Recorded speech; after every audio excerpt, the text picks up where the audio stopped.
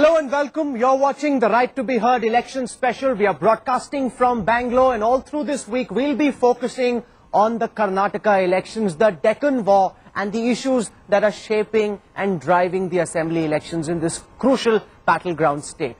Over the next 1 hour, I will be joined by some of the most prominent citizens of Bangalore and also representatives from each of the four major political parties, and they will share their successes, their failures, and their vision for the state going forward. I want to introduce my panel for the show, beginning with the immediate right, Nirmala Sitharaman, national spokesperson for the BJP, Rajiv Gowda, representing the Congress party, Danish Ali from the JDS, Dhananjay Kumar, the new entrant into the fray, representing Mr. Yediyurappa's KJP. Thank you all very much for joining us on this program. Also, this is one of the first few occasions where we've seen concerned citizens, also industrialists, get together and play an active role in shaping the agenda for the assembly elections. One of Bangalore's most famous faces, Mohandas Pai, is joining us on this program. Kiran Mazumdar Shaw, thank you very much. Headlines today's election special. Image consultant Harish Bijur is with us on this program. Srivatsa Krishna, IAS officer, speaking here in his individual capacity, always likes adding that caveat so that he doesn't get into trouble any later. Gauri Lankesh, one of the state's foremost political commentators. Welcome to all of you. I want to lay out the rules of engagement. In the beginning, each of the parties and their representatives will lay out what's happened in the last 5 years, and then we will shift our attention to what happens going forward. I want to ask the first question to Nirmala Sitharaman, ma'am. The common perception as you travel across Karnataka is that the BJP has betrayed the mandate that Mr. Yediyurappa got. An overwhelming mandate, your first southern bastion, the goodwill that your party had in the last assembly elections, you haven't been able to fulfill that. I'm not sure I'll agree with that. Although I'll even at the start concede that in some respects, as regards the party matters, we could have handled it much better. But we have not allowed that to make governance suffer. In fact, the 5 years, if you compare it with, let's say, the 50 years of non-BJP rule, largely Congress rule, I think within 5 years, the BJP not only has kept its promise, which was given in the election manifesto when we went for the polls, but also has come up with a lot of out-of-box thinking in terms of governing the state. One very important measure, I would say, is the way in which the BJP responded to the drought-affected districts in spite of asking for funds about 1,100 crores from the centre. The money came late, but we didn't allow that to make the people of that district, those districts suffer. Nearly 2,000 crores were spent for improving the water supply and so on. Professor Rajiv Gowda, the BJP says, yes, there's been political mismanagement, but that hasn't impacted governance. They believe they've done more in the last 5 years than your party has in the past 50. The BJP in the last 5 years has done more to destroy the ethos of Karnataka, whether it is the depths of corruption that they have displayed for, Karnataka and the people of Karnataka are gentle people. We have a good self-image. We want to work hard, we want to work clean, we want to achieve and compete on global markets. And what we've seen in the last few years is we saw the rise of the Reddy brothers, who changed the boundaries of the state to loot our mineral wealth, not somebody else's, the people of Karnataka. We saw minister after minister, including Mr. Yediyurappa, end up in jail on various corruption charges, land grabbing and various other issues like that. We saw, when you look at, we are seeing a politicization of a national tragedy, right? Where the center certainly came in and helped, and we were everyone was united in the state in terms of trying to, provide relief to the drought-affected regions. Essentially, what we've seen is a real horror in the last 5 years. Everyone will, it's thanks to a strong Lokayukta, thanks to a strong opposition, that we've actually managed to turn things around. Otherwise, the people of Karnataka have been looking and saying, where are we going? Is this the state of Karnataka? Right? And so that's been the kind of situation that the BJP landed us in. They didn't come here as a natural party. They came in because of, Kumaraswamy and Devegowda's betrayal. They came in because of a caste realignment, and there was no long-term mandate for them. It's just that they had a unique opportunity, which they blew. A lot of the baggage, we'll take it up one by one. A lot of the baggage that the BJP carries into these assembly elections is on account of the misgovernance of Mr. Yediyurappa. While he was chief minister, he had a fabulous mandate, but despite the caste backing, he didn't seem to emerge as an administrator, Mr. Dhananjay Kumar, as a governor, as a man who could rule a cosmopolitan state and take it into the future. Why did he flop so miserably? I don't agree with you, Rahul. I would definitely take credit for the best administration ever Karnataka had seen under Mr. Yediyurappa. I would like laughing at your claim. I would like... Fine. They have the right to laugh. But I am sure I would be in a position to convince them. They would like to, split the administration into three parts. That is administration under Yediyurappa's chief ministership, then of 11 months of Sadaran Gowda, and later on 11-12 months of Mr. Jagdish Shettar. I can tell you there has been a tremendous economic transformation. You know, when Yediyurappa took over, the total income that was coming to the kitty, government kitty, was 30,000 crores. By the time Yediyurappa left the chair, he could take it to 1,12,000 crores without imposing any fresh tax. That is how Karnataka could see tremendous growth. Danish Ali, it was a betrayal by Deve Gowda and Kumaraswamy that gave Yediyurappa the sympathy that propelled him to power. But your party has always been perceived as a spoiler, one which is dependent entirely on a vote bank, owing to caste affiliation, with no plan, with no vision for growth. How do you assess the work that's been done by the BJP? They came into power thanks to you, to some extent at least. Rahul, first of all, the people of Karnataka remembers the 20-month rule of Kumaraswamy. You can ask anybody, any person across the caste line that how was the Kumaraswamy's administration. As far as the 5 years BJP rule is concerned, we have proved what you call the betrayal on part of Mr. Deve Gowda and Kumaraswamy, that we knew what Mr. Yediyurappa is going to do for the state, how they are going to loot the state. You've heard opening comments being made by the representatives of all the four political parties. I now want to bring in the prominent concerned citizens of Bangalore, starting with Mohandas Pai. To what extent do you believe the BJP government over the last 5 years has killed the Bangalore-Karnataka growth story? No, I think the BJP government has not ruled us well. They're not ruled us well for many reasons. One, the Bellary brothers destroyed the image of Karnataka in India. They took over a district and made it the Republic of Bellary, like Justice Santosh Hegde said. We saw a very prominent BJP figure coming from Delhi and saying they are her brothers. And we were very ashamed. We also had many corruption scandals, and they changed the chief minister 3 times. I found Mr. Yediyurappa to be a very sensitive human being, and he was very open to suggestions. But the fact is, the party had to buy people who were legislators just to stay in power. It's a very unstable government when they first came to power. Since they were a new party coming to power to Karnataka first time, we had very high expectations. And I think the expectations have been belied. But Rahul, the last 10 years have been bad for Karnataka, Rahul. Everybody is guilty, according to me, because the last 10 years where we had the first 2 coalition, then we had another coalition, then we had the BJP government, it's been totally unstable. Karnataka was among the top 5 states 10 years ago. Now it's come to the next 5 states. It's the 8th or 9th state in India in terms of growth. Employment opportunity has come down. They made a beautiful garden city into a garbage city. The garbage mafia is ruling Bangalore today. Just yesterday, the High Court made a statement that the garbage mafia, some corporators and corrupt officials are looting the city of Bangalore. Who is responsible for this? They promised us much, and I think they let us down. All these 3 parties are let us down. Kiran Mazumdar-Shaw, how do you assess the work of the government over the last 5 years? Well, I think I would like to continue where Mohan stopped. And I would say that, I think every government in the last 10 years had this opportunity to build and develop Bangalore.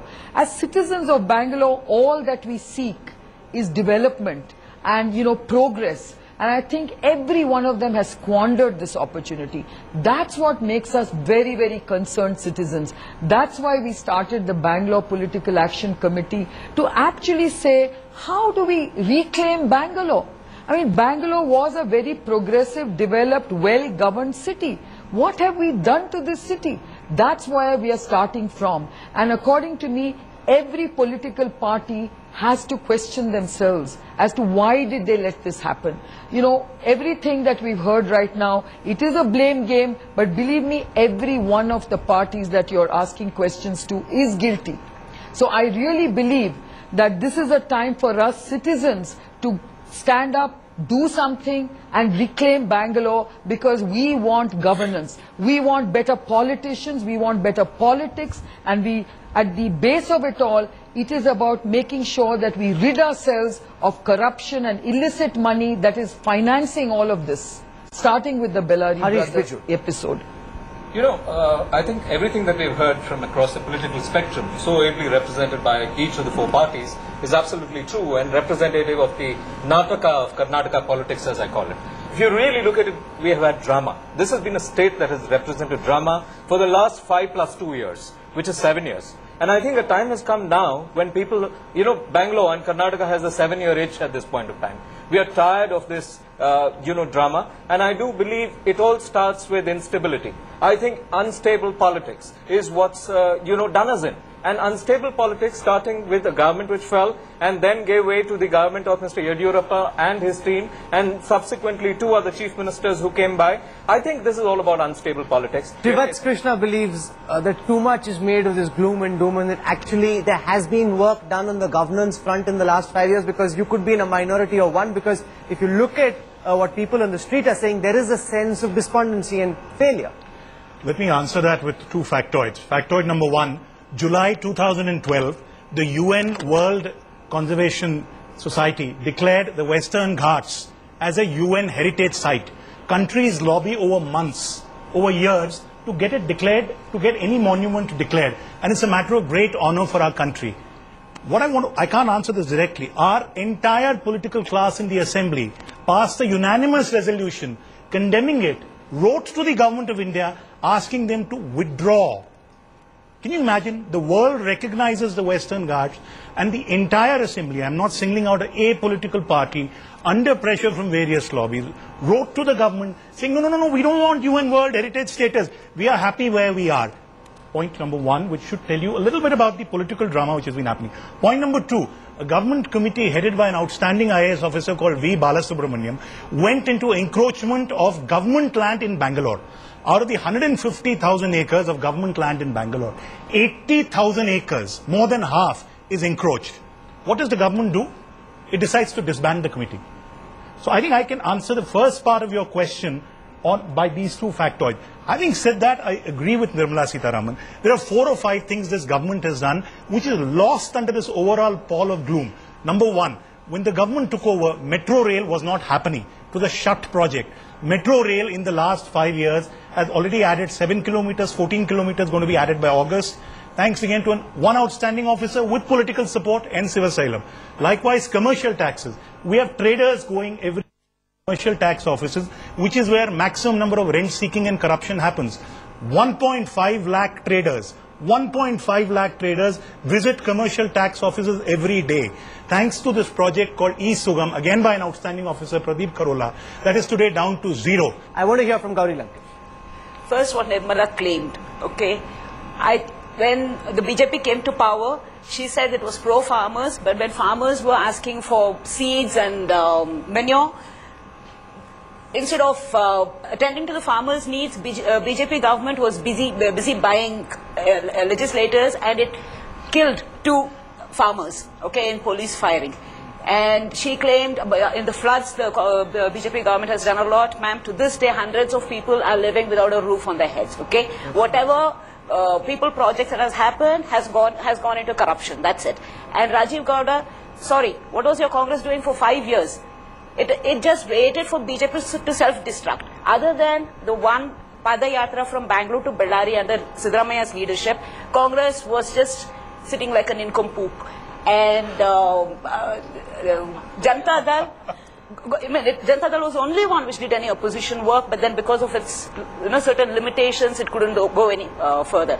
And Mr. Dhananjay Kumar claimed that under Yediyurappa, the power situation was so good. But I remember that, Ishwarappa was very pissed off with Yediyurappa because the power situation was so bad. That's precisely why Yediyurappa had given Ishwarappa the power portfolio. So the sense that's emerged in the first round of comments by all our guests is that the state has been let down by those in power, that even a state like Bihar is now making rapid progress and climbing up the charts. In Karnataka, which was already well poised on the charts, is actually coming down. Instead of governance, Nirmala Sitharaman, the people believe that there's been more natak in Karnataka than governance in Karnataka. See, I can't certainly say perceptions are wrong. They can have basis for perception. But I don't think the kind of criticisms I can take one-on-one, but the fact remains, on the 1600 megawatt project, somewhere near Raichur, and also on the 1600 megawatt project, which was very thoughtfully started off even in Chhattisgarh, just so at the pit head, if this whole project is launched, you will save on the transport cost and Karnataka will get over the problem.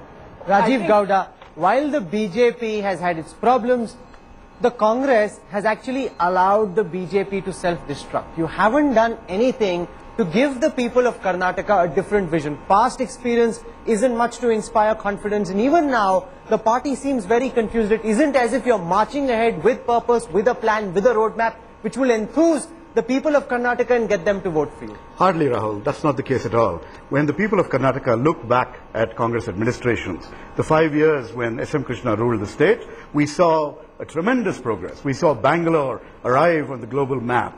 So that was the kind of image that was created, that was the kind of investment that came in, the intellectual capital of India. You know, those sorts of things happened during a Congress regime.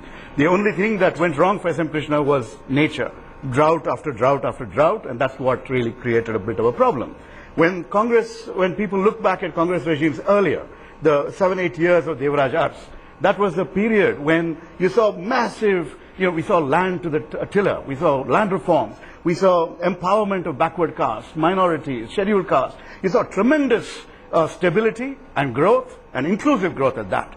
So basically, when the people of Karnataka look back, they see a Congress history of delivery. Let me get an independent perspective. This is what the Congress is harking back to. Look at S.M. Krishna, look at the work he did in Bangalore. If you get us into power once again, we will be able to bring back the glory days when Bangalore was considered the Silicon City of India. Rahul, let me first say the UPA government has discriminated against Karnataka for the last 10 years. We don't have any national highways like is being done in Tamil Nadu or Rajasthan. We are paying 1,000 crores for the railways to come up. The railways are not put up rise. When Karnataka is contributing 50%, in the drought they make us run around like beggars. They use our own money, and to give our own money back, they make us beggars. Our metro approvals are being held up in Delhi right now. We want the metro approval, and there's been no money coming to Bangalore despite exporting 1,35,000 crores. If not for the IT industry of India, our finance minister before the IMF asking for money. Because Bangalore is the most important idea, and Bangalore is what built the brand. And what have the UPA done? They have discriminated against Karnataka and against Bangalore for 10 years. Show me any record, show me any data, and I totally agree with Nimbala. 10 years Rajiv Gowda must respond. I don't know where he's coming from, because if you look at one thing the UPA government why don't you answer 1 second, take the Jawaharlal Nehru National Urban Renewal Mission. That was That's for all inspired. India, that's not for Bangalore, my dear That friend. was inspired by people from Bangalore, and that is what has given all the buses that you see running around here are We paid don't need for the by money the for central buses. government. We have enough money for buses in Mohan, Bangalore. Buses don't matter for Bangalore. Mohan, the UPA government. Don't give us crumbs. Don't give us crumbs. You're not beggars, Rajiv. Nobody needs You're crumbs. not beggars in Bangalore. Jawaharlal Nehru enough Urban more for Renewal Bangalore. Mission is applicable for all India. cities. What is And so great about it? that is because each state gives a tax component which goes, and as a due share, you get what you get. That is no favor done to Bangalore, which Let has him talk about exceptional railways, let him talk about national requirements. highways. Bangalore has exceptional requirements for which the BJP government has been asking centre to help, which has not been coming through. If you look at the Article 371 for Northern Karnataka, the UPA government is the government that has come forward with that. Give us money like wait to us. The BJP state government has opposed that. Send us money. No, Rahul, let me. Since Professor Gowda raised this issue of 371, they passed the act under several requests and memorandums which have been given. But till today, the notification, the rules, and what governs that act has not been established or passed. I want to hear from Kiran Mazumdar-Shaw on what Rajiv Gowda says. Give Congress an opportunity, we will bring back the glory days of S.M. Krishna. Well, I think S.M. Krishna's regime was a long time ago, and I think what is happening today we are not seeing the likes of people like S.M. Krishna and his team of ministers in the fray today.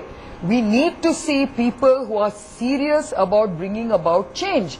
Now, every party today actually has that opportunity to demonstrate and show to the citizens of Bangalore that they are serious about change and development. And I think we as citizens are frustrated to hear the same old promises not being delivered. That is our main issue today. We are not seeing any promises delivered by any party. And I really tell you, this is the time for us to demand and engage with the political system to see that they are held accountable for what they promise. Harish wants to add. Rahul, if you really look at Karnataka and if you really look at Bangalore per se, I would say, one of the important things is you need the emergence of a leader like S.M. Krishna once again. It's like a Krishna coming once again. Now, if you really look at it, that's necessary. Unfortunately, when I look across at the pantheon of leaders across the Congress party, or for that matter, any other party around, I'm saying, that degree of affection for the urban masses, which are large today. Karnataka, 33% of Karnataka is urban today. That doesn't exist. And when it comes to corruption, I'm afraid, I've heard the debates all across, I'm afraid no old political party, which has been around for a while, can hold a candle on corruption at all. No old. By that I mean it could be the BJP, the Congress and the JDS. The only party that can hold a candle on corruption is possibly the Karnataka Janata Party. But they haven't had a chance. They haven't had a chance. They don't have a candle. Yeah, they haven't had a chance. Rahul, give them a chance and let's see. Rahul. See, they are claiming of Mr. S.M. Krishna's day.